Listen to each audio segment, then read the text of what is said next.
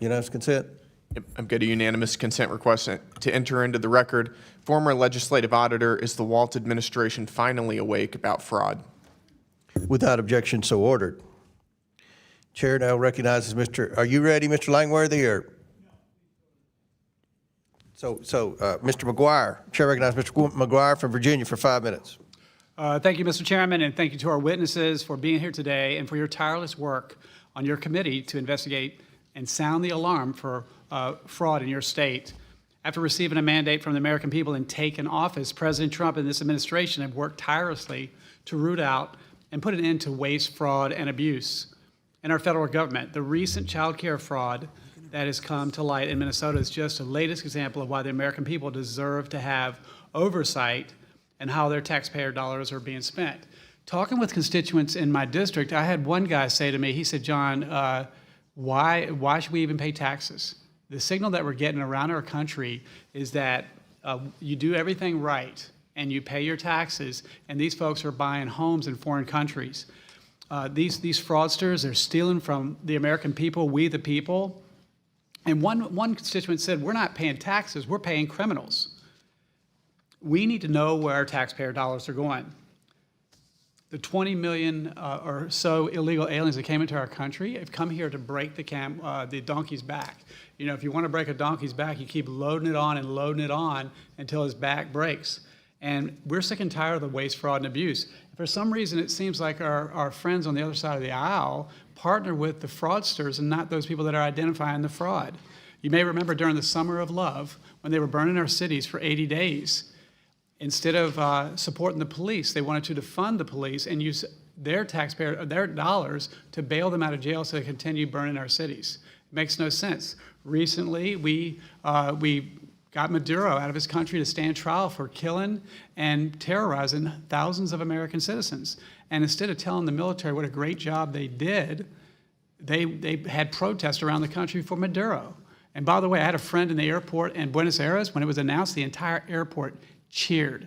And people in Venezuela said that they've been eaten out of trash cans, and family members got into prostitution because their family was starving. They're trying to survive. As a Navy SEAL veteran, I served in Venezuela during the 90s, and it was one of the most prosperous, strongest economic countries, safest places in South America, and they've ruined it.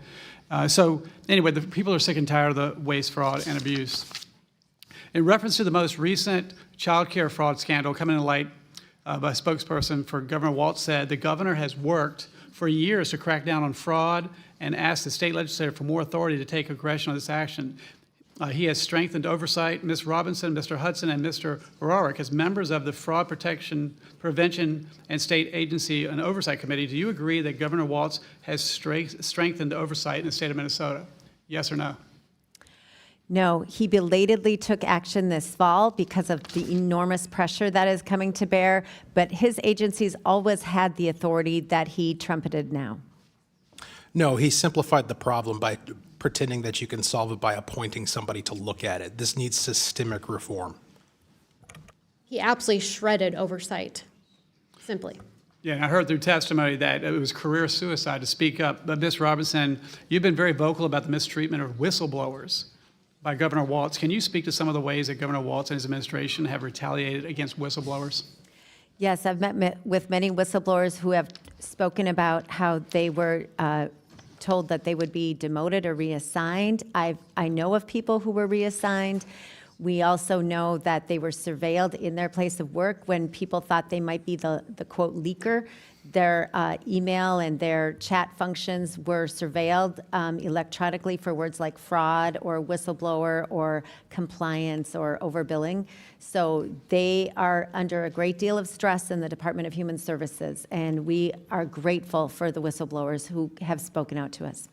So based on all of your knowledge about this scandal or this fraud in Minnesota, I think it's the tip of the iceberg. We're like $37 trillion in debt.